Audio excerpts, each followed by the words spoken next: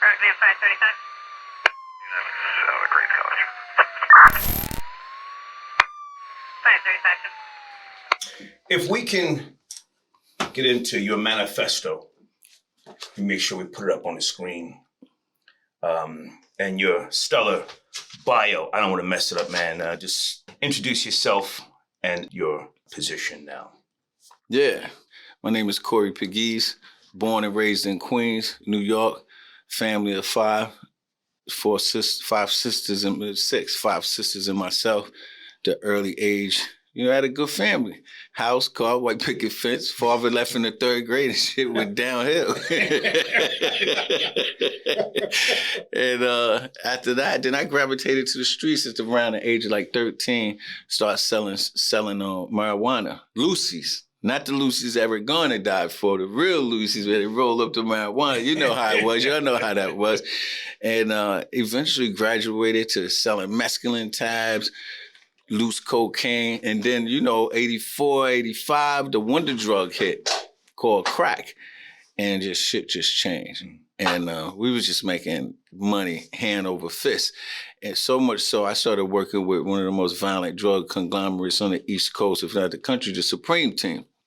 And when I got there, it's funny because when I was working in my part of town, like Murdoch Avenue, Queens, O'Connell Park, it was just me and my 5 friends selling drugs. But you gotta understand, like back then, the cops it was a reactive department, not like today's proactive. Okay. And what I mean by that is, something happened, the police would come to the scene, put the yellow tape down, scoop the body up, okay, case closed. Now that same scenario, it's like, all right, who's his boyfriend, who's his girlfriend, where does his kids go to school? They're more proactive trying to figure out where the next shooting is. So we didn't even really carry guns. So in the early, when we was first selling drugs, it was just like, boom, we selling drugs until one day one of my friends got shot at. It was like, we probably need to get some guns around here. I'm 57 at the time of this recording. You're 50. 52. 53 next month. Okay. Yeah. And so I was doing that. And then one day, without giving up everything in the book, because we want them to all buy the book. Right. I was ordered to murder somebody in the Supreme Team. And I'm going to get to that. Go ahead. Yeah, you're going to get to that. But they got to... Oh, you on that chapter, I see. That's the chapter that say, God, please, God. Can I jump in? I just said that. In spite of what people may assume with regards to your past, because you are open with everything and you put the Supreme Team out there, I want to point something out that speaks, I think, to your character, your true character. Chapter 14, please, God, please. I sat there in the back seat saying, yo, let's get this motherfucker. Shit, I'm ready. I wasn't ready. And then you say, I was terrified. I wasn't a murderer. I wasn't like these people. To me, that encompasses a big part of the book. Yeah. But again, it goes into details and other things, but can you just speak to that? You realize at an early age, you were the Supreme Team, and they were putting niggas in the ground and doing other shit. But you realized people was disappearing. I wake up. You said you were terrified. Yeah, I was. And because, listen, remember, so I grew, when you go to the picture section, I don't know if you saw the pictures. I'll do this. But you see that classroom picture of me sitting in the front. I'm in the 4th grade, sitting Indian style, and everybody hand is on their lap, but I'm holding my 2 shoes because I have holes in my shoes. Okay. You know what I'm saying? So for me, I was selling drugs to get girls, get money, and just eat. That was it. I wasn't trying to kill nobody. I wasn't trying to be Nicky Barnes, John Gotti. I just wanted to eat, take care of myself. But as you both know, the evolution of crack, it became so overwhelming and was so much money made that before, like when people were selling drugs, cocaine and stuff like that, you had bosses that was like, listen, you can't do anything on this block. This is what we're doing. You can't come over here. Crack came up. It was just like me and you could just be friends and say, hey. Crazy. Right. Like, hey, crack. I'm going to go buy, $500 worth of crack and I'm going to just start selling crack. You couldn't do that before. And so it got very violent. So we went from not having guns to me buying my first gun at 16. It's a picture in there, me buying. I bought that gun for 3 vials of crack. I'll never forget. Wow. Fiend came up, was like, yo, I need 3. I was like, all right, let's go. That's $30. He's like, I ain't got no money. I'm like, man, get out of here. Yeah. If I can interject. Yeah, so the 80s is what we're talking about for those who don't know.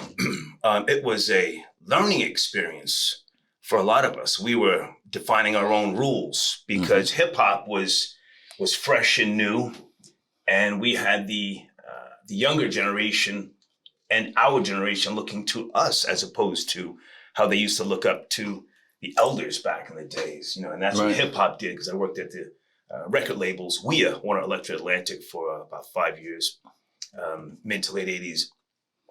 So we were defining it.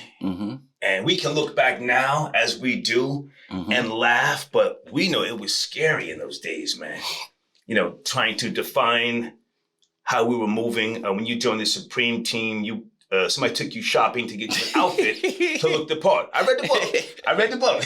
Baby, that's my man. He took it. I never forget. The official, he reeled me right in, took me to Mason's Tennis Mart. I read it. It's still open. In Manhattan, spent like $2,500, whatever, bought me all kind of fila suits. He hasn't to this day bought me a freaking shirt to this day, but that's how they reeled you in. Right. So I'm like, yo, this is good over here.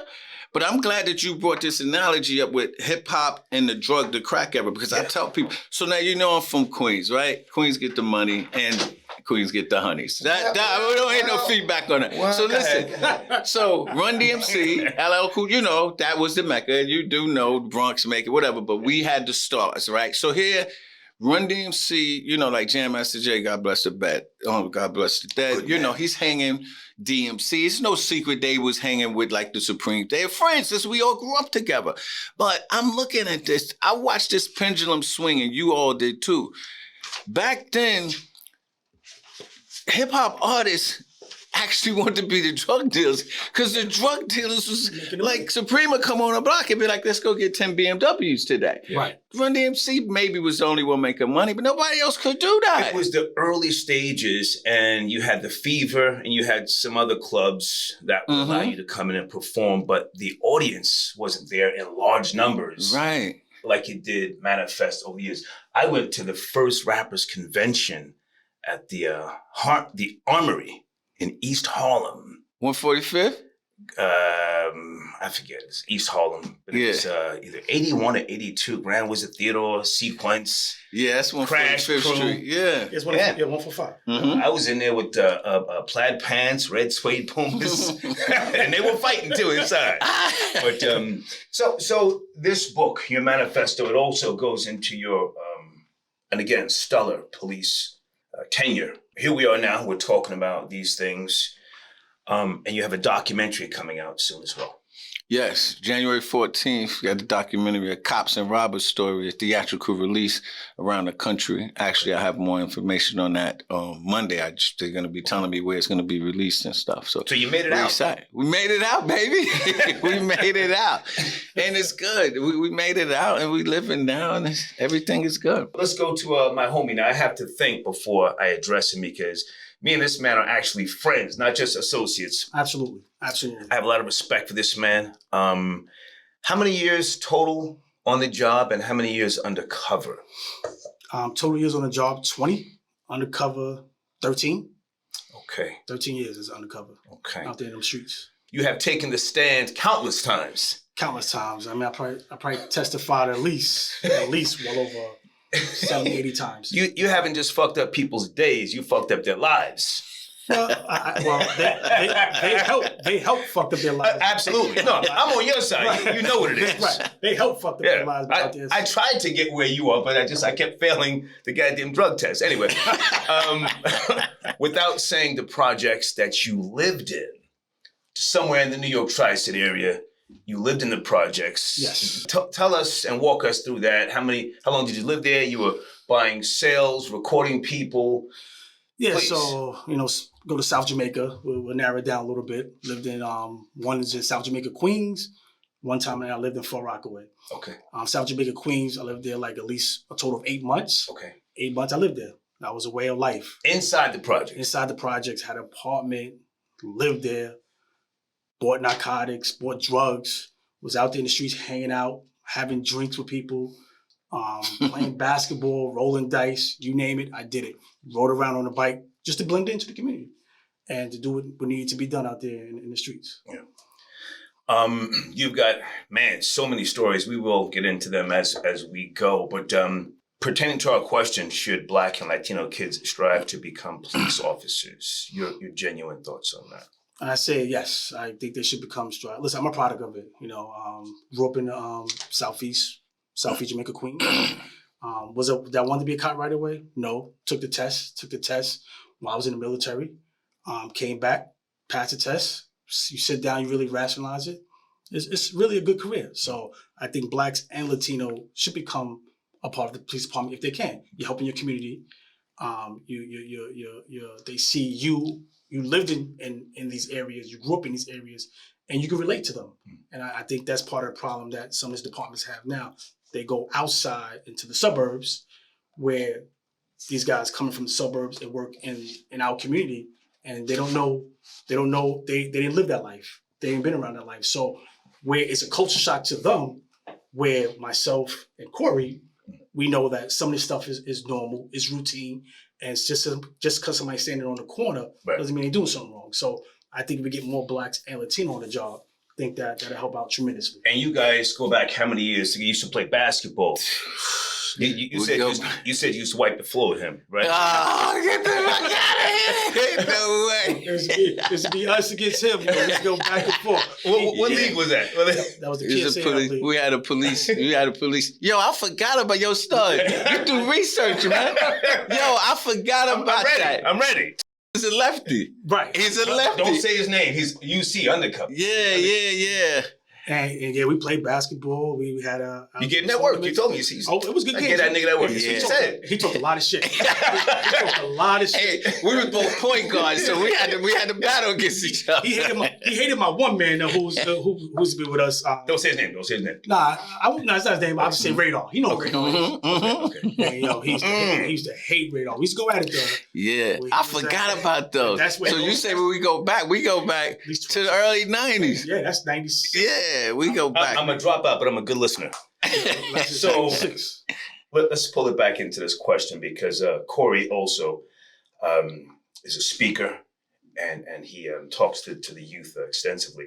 So you say they should become, or they should strive to become police officers. And we've got data and a bunch of notes here that show that sometimes they don't make it to the finish line. But you say, yes, they should become I say absolutely yes. I think it's a good career. You know, you sit down, you really look at it. You get to retire, you get a pension, you get medical benefits. Yeah. So when you sit down, you really look at everything. You know, maybe in the beginning where you're getting that fast money, you don't see the big. Listen, you don't see the big picture. You got a lot of guys that, when I came on the job, they was working at Wall Street.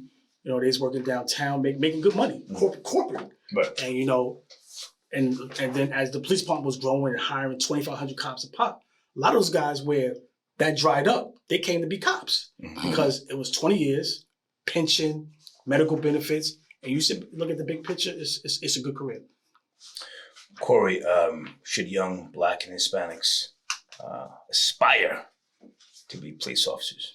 Yeah, I mean, we're on the same page with that. Absolutely. So for me, the deal is you can't make change unless you're part of the system. Right. Because if you're not a part of it, who's going to be making the decisions? Right. It's going to be people that don't look like you in your community. So I'm all for Black and brown, good-minded people to come into the police department. Don't come in there and then get caught with this blue wall BS that they promote out here, where they're coming to our community. You know, I coined this phrase, we was talking earlier, that in Black and brown communities, the police hunt, and in white communities, they protect and serve. So I don't need you to come in to be a hunter. I need you to protect and serve. And, you know, we definitely know there's some Negroes that need to be off the block. We do that. We do know that, but not all of them. So let's, but you got to be, and listen. And be objective. But let me just tell you, just so that we could quantify it, my daughter's a current police officer and my nephew. So I'm telling you, I'm not just saying this. Right. I believe it, and I encourage them to come into the police department. Let me just read something here from the Chicago Reporter. This goes back, I think, 2 years. Of more than 8,000 Black applicants, nearly 30% didn't show up for the written exam. written entrance exam, the first step in the recruitment process, while 17% failed the test, according to data analyzed by the reporter. Many applicants who passed the test later dropped out of the process, which includes an extensive background check and physical, psychological, and drug test.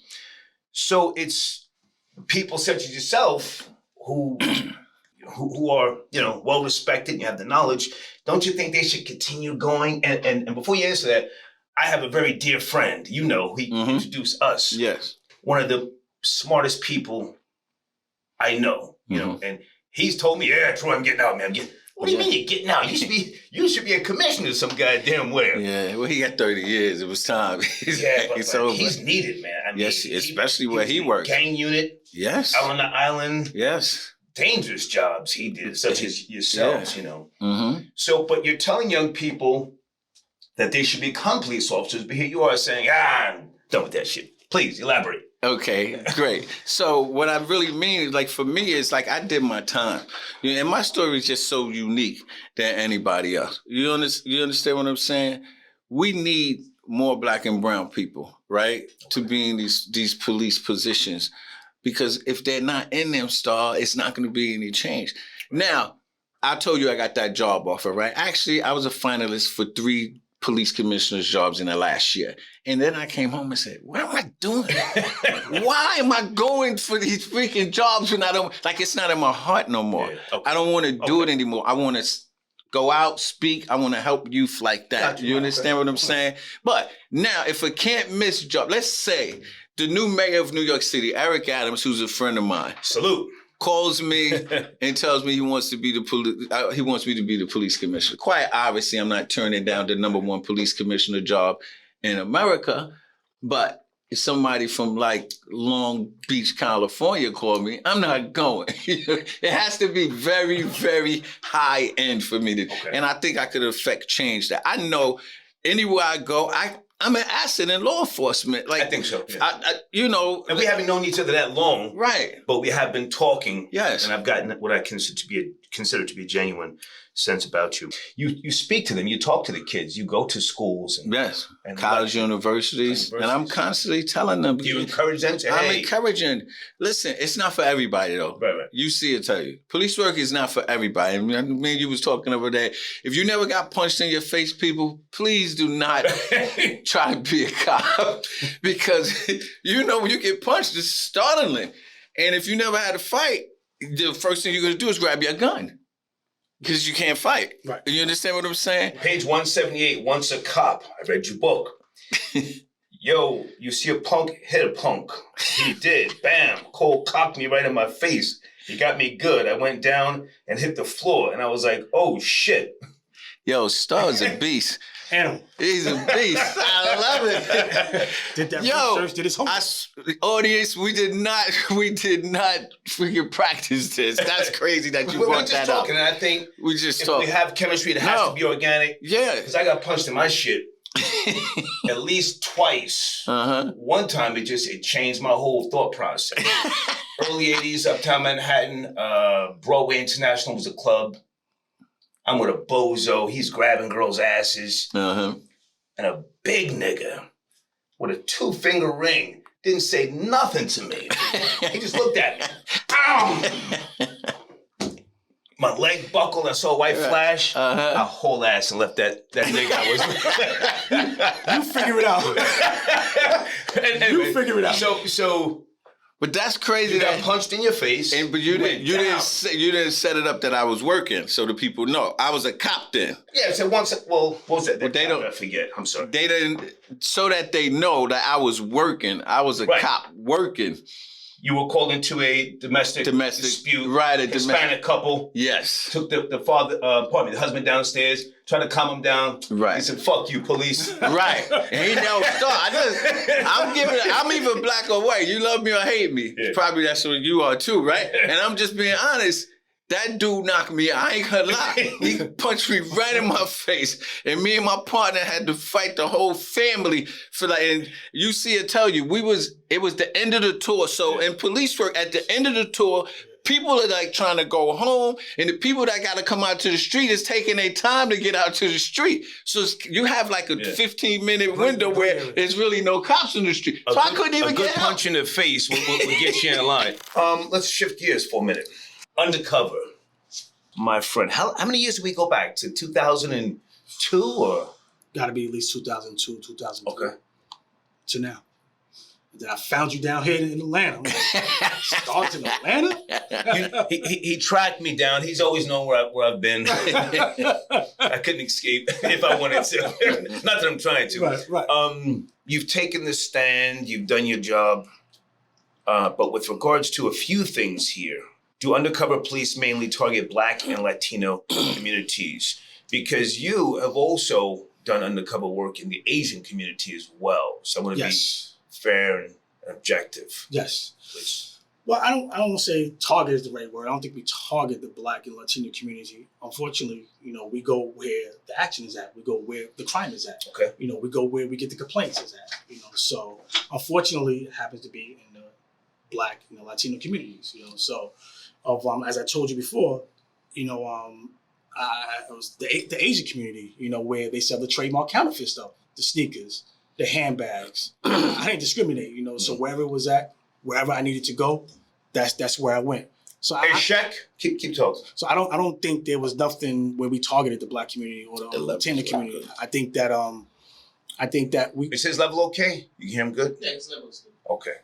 I think that we went where drugs was being sold, where the complaints was coming from at, and where high crime was at. So I don't think they're being targeted. I think that's the wrong word. Definitely not targeted. Okay. Now, do we spend most of our time there? Yes. Like I said, that's where everything that might be perceived as targeting. Yeah, it's perceived as targeting, but outside looking in, you don't know the information that we get. You get complaints. You got informants giving us information of you got phone calls coming in. You got prior arrest data showing where activities at for certain locations. Unfortunately, that's where we end up going at. Right. But we're not targeting and say we're going to go here and hit this spot just because it's a Black or Latino area. Right. It's funny because as a commander, I wanted my precinct targeted. I wanted them to target my precinct because I had, I'm the commander of like the second most violent precinct in the city, the 6-7 precinct. And then you have this little titty precinct in Park Slope, and they got undercovers over there. And we're talking Brooklyn for those. In Brooklyn, in Brooklyn. Right. And I'm saying, makes no sense. Why do you have these? I need narcotics over here. So what they do is try to spread the wealth. And they forget the wealth. They're wealthy over there. They got $1 million homes. I need them over here. I'm getting shot. I got 20 people shot in the last 30 days. Right. And, I never forget, and you probably didn't get up to that part in the book where I had like 5 people shot one night. And it's like they call me like 4 in the morning, Brookdale Hospital. Everybody getting dropped off on the sidewalk. Was that the worst day of you being a cop? No, that was different. Okay. And don't hold me to remembering that book from 6 years ago. but so I had 5 people shot at 5 in the morning, and I already had like 3 or 4 people shot early in the week. And I get there to the scene, I'm like, damn. And they had me in the Hasidic community, Crown Heights. They had some tire slashings. And every precinct had to send a sergeant and 2 cops for tire slashing. Figure that shit out. So I tell the chief, I said, boss, I have 5 people shot. I said, listen, I'm not going to send my sergeant and 2 cops over to the 7-1 for that thing. And you know what he tells me? He says, you are going to send them there. No, this is a chief of the borough, right. 2-star chief of the borough, white Irish guy. He says, nobody cares about 5 people getting shot in East Flatbush. Regular shit. And I look at my phone and I said, Chief, because this is a paramilitary organization. You just got to follow orders. I said, I won't send them there. I said, but I'm going to just let you know that those 5 people got shot. They look like me. I said, and that shit you just said, that's bullshit. And I just hung the phone up. And our relationship was insubordination.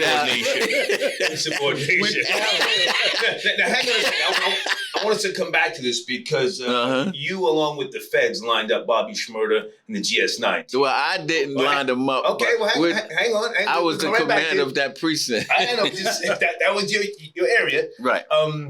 targeting is not the word, Black and Latino communities. Your daily routine was buying drugs. Correct. Absolutely. We've talked so much about your first attempt to buy drugs, Far Rockaway, Queens. Redfern houses. Redfern houses, which I know very well, the little tight elevators. Absolutely. Yeah, Tight that's crazy. elevators. My cousin just called me 3 days ago and said, yo, I just moved into Redford. I swear to you. Damn. Redfern. Walk us through your first attempt, like you told me when you tried to make a purchase from a guy who just wasn't fucking with you, please. 100%. So this is my first time out in the streets, went to my UC training, UC school. So, I'm signed to Fort Rockaway, so we go out there. Probably working like a late night, 6 p.m. to 2 a.m. shift, going out there. So it's a perfect scenario. It's nighttime, it's dark, it's raining. It's like a fucking movie. It was everything was just perfect to make the first buy. So you're nervous, you're scared. Scared shit. Yeah. Going out there, I'm going to buy. How old were you then? 27, 26. Okay. So I'm going out there. It's my first buy, first time being out there, So got a partner, of course, in the car. He's breaking everything down to me. Gonna go here. You're gonna step to this guy. He's selling crack. Yada yada yada. So I got not a problem. So again, set the scene. Doing a late tour, 6 to 2. Had to be maybe 10 o'clock, 11 o'clock at night. Going to Redfern, walking up, park the vehicle. It's pouring, raining out there. Guy standing right in front of the building. Redfern locations. Right there on Mott Avenue in Redfern, right across the street is a Chinese restaurant. Yeah. Chinese restaurant about to close, so it's fucking late because they stay open until 11, 12 o'clock. Right. So Yeah. had to be around 11 o'clock. So, I park around the corner, get out, dressed down, got my hood on, I'm walking up to him like a mess. So as I'm walking up to him, he's standing right there again. It's like a movie, perfect scenario. It's fucking raining, thundering, lightning. I'm like, all right, heart is pounding through my chest. I'm like, all right. So, did you have a firearm on you? I forget. Yeah, I had a firearm on me. Had my fire on me. As you see, it's optional, but I had my firearm on me. So What you had, a little one? Nah, at that time I had my knot. I had a knot. Oh, actually. okay. Had a knot on me. I had a belly band, so it fit right Okay. in. So as I'm walking up to him, so in my mind, Greed gets everybody. He don't know me. I don't know him. Right. To me, Greed gets everybody. So I walk up to him. I say, yo. So as I'm walking towards the building, I'm looking this way, and he's standing looking towards the street. So we're looking opposite each other as I'm walking up. So it's like a little nod. Everybody knows in the street, you give me a nod or something like that. He didn't respond to my nod. I said, all right, cool. So I said, I got to walk up to some more. I get side by side for him. I said, let me get 6. Mm-hmm. 6 is fucking $60. Yeah. He might jump on that. That's Right. my mindset. Yeah, right. He don't know me. He's late at He night. needs to get the fuck out. No. He continued to look straight. Right. He didn't say nothing No, to in me. his mind, he's to get the fuck Yeah, out. yeah. Okay. Right. He said nothing to me. He didn't look at me. He didn't say go across the street. He didn't acknowledge me. Listen, that motherfucker, me knowing now my history being narcotic, Yeah. he was locked up for conspiracy. He was locked up for stealing. He did all that shit because he said nothing to me. He just looked straight ahead, didn't turn, didn't wink an eyebrow, said nothing to me. And once that conversation, I said, let me get 6. He said nothing. He continued to look straight. I stayed there for like a second or two, awkward situation. Right. Again, pouring down, raining, turned around, went back to my car, and then we left the location. But again, being narcotics 11, 12 years, that told me my experience that, okay, when I look back on it, Yeah. that motherfucker got locked up and said for conspiracy, for fucking directed traffic. Right. He was a vet. He been through it. He knew the game. So How many years undercover in Far Rockaway, Queens? I did. I've been at least 5 years on and off. Wow. On and off though, on and off. So I started out there in the very beginning. Yeah. You've told me this before, but I forgot. But man, well, the two of you know, Far Rockaway, Queens to me is like smelling death. Yeah. It's a different animal. I never did One too way much. in, one way out. Yeah. Beach Tunnel Drive. I never fucked around buying coke out there too much. Different animal. You got Redfern on one I end. literally smelled death when I was out there one time. And then you go a little further down, you got the 40s over there. Then right next to the 40s, you got Edgemere. And yo, I was a sergeant, wasn't making a lot of money, so I had a second job. Right. I was a head security at Ocean Village, OV. Another place. OV, the white building in the middle of it. And yo, it's funny because they used to tap on the security booth and be like, yo, it's a fight. I'd be like, look, I'm here for the check. Yo, call the police. I'm not going out there. different atmosphere out there. So you know he was good. 5 years on and off, and nobody, and he wasn't made. He wasn't made in 5 years. Exactly. Either he's good or the drug dealers are dumb as a stump. No, me and him have talked so much over the years, but to put this together, I had to be more just detailed with it. How we execute it. But I'm very, very impressed, and I respect what he has done. Taking the stand and pointing out the people that you did purchase drugs from, your first time you took the stand, can you tell us again how that was a learning experience for you and how you weren't prepared, but it helped you in the future? Yeah, so, my first time taking a stand wasn't even as an undercover police officer, made an arrest for robbery. It was a good arrest, but I wasn't prepared as far as paperwork, everything written down, taking my notes. So when I got on stand and he goes, "What color was the vehicle?" Didn't remember. Was the guy driving or was he a passenger? I didn't remember. So what was he wearing? I don't recall. Okay, so I'm brand new. Maybe 2 years in the department, and I'm testifying. I'm like, this guy's tearing me a new asshole. I'm sweating up there. I'm like, man, when is this going to stop? But, you take every day as a learning lesson. It was the first time, I got to be better prepared. Make sure I write my notes down. And, once I knew I moved on to my next chapter in the police department, I knew for a fact I'll be better prepared. And, which is funny is that, listen, the defense job is to trick you up. The defense job is to make you sound like you know what you're talking about. That's their job, man. He did a good job at it. I mean, you talking about one of the top defense attorneys in New York City. Just your luck. Just his luck. He got one of the top defense. Drop his name if you want. Man, listen, Marvin Cohenberg, guy's a beast. He's an animal. Tore me apart. But again, I learned from that. Listen, I could have pouted like this guy's a knucklehead. He's an asshole. He's defending this guy. He knows the defendant is guilty. But again, it's their job to trip you up. Right. To make you seem like you don't know what you're really talking about, or the story's fuzzy, right. And if he creates that doubt, that guy gets off. Yo, you won. Check for you. Mm-hmm. So now when I went to go testify in the future, I was gonna be better prepared. But listen, I knew when I was gonna get testified by a defense lawyer.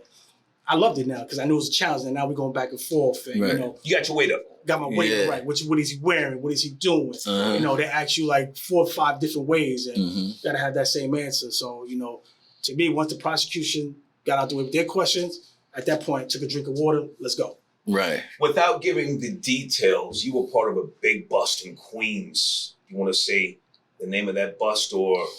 It was in Queens. It was South Jamaica. It was around the area of Guy Brewer Boulevard. Made the papers and everything. 160 made the papers. We ran it for like 6 to 8 months. Again, was living there. It was had to blend into the neighborhood. Plus, I rode around there in a bicycle. Rode around the block. CUC driving down Guy Brewer with a BMX. Dressed down. 6 in the morning, I'm out there sitting on the stoop having a beer. Blending into that area, blending into that community, and fitting in. So, it was a good experience. It was a good time, man. Listen, I'll take none of that back. We had a good time. Man. How many people went down in that bus? Do you remember? I think we had locked up at least 50 people. 50 wow. people. Yeah. Nice. People in that case. Degenerates. Listen. And they was all back out in freaking 6 months. Right. And if I can cut in, I mean no disrespect to your union and your beautiful wife, but you are telling us here today you never had no crackhead pussy when you were living in the projects. Yeah, absolutely. Buying drugs. Absolutely not. Hell no, absolutely not. Okay. Never. I love it. Never. Crackhead pussy is good pussy. We need a bell on this show. We need a bell. Road 535. You have a great college. 535.